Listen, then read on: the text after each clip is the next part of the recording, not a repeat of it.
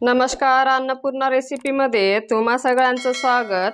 तर आज आपण इथे कांदा वडा बनवणार आहोत।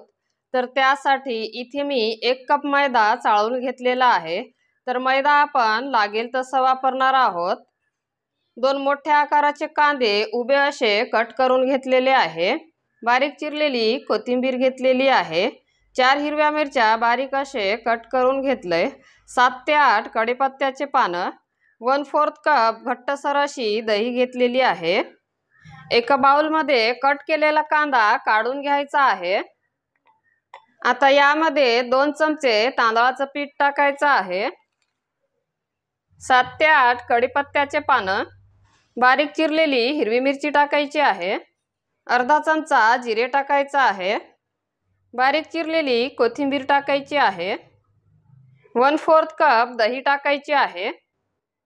चवीनुसार मीठ टाकायचं आहे। 1 चमचा आलं लसूण पेस्ट टाकून आता हे हाताने मिक्स करून घ्यायचं आहे। मिक्स झाल्यानंतर आता यामध्ये थोडा मैदा टाकून परत हे हाताने मिक्स करून घ्यायचं आहे।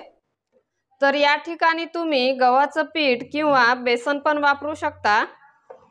तर यामध्ये मैदा टाकताना एकदाच न टाकता थोडं मैदा टाकून याचं मध्यम सर असं बॅटर बनवून घ्यायचं आहे।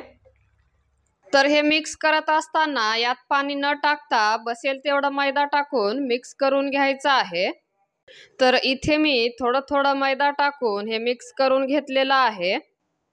तर 1 कप मैद्यातून 1/4 कप मैदा लागलेला आहे। तर आता आपण लगेच वडा बनवून घेणार आहोत। तर हाताला थोडंसं पाणी लावून घेतलेलं आहे। तर आता याच्यातून थोडंसं मिश्रण घेऊन हातावर गोल शेपमध्ये वडा बनवून घ्यायचा आहे। तर हे वडा बनवताना तुम्ही तुमच्या आवडीनुसार लहान मोठ्या आकाराचे वडे बनवून घेऊ शकता। इथे मी एवढ्या साईजचा वडा बनवून घेतलेला आहे।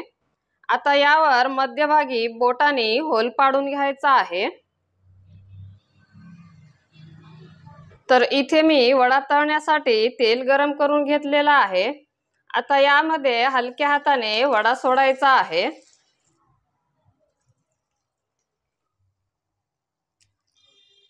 वडे सोडून झाल्यानंतर गॅस मीडियम हीटवर ठेवून हे लालसर रंगाचे तळून घ्यायचे आहेत।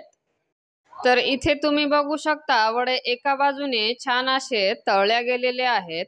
तर आता याची पलटी करून दुसऱ्या बाजूने पण तळून घ्यायचे आहेत। तर इथे मी वडे लालसर रंगाचे तळून घेतलेले आहे।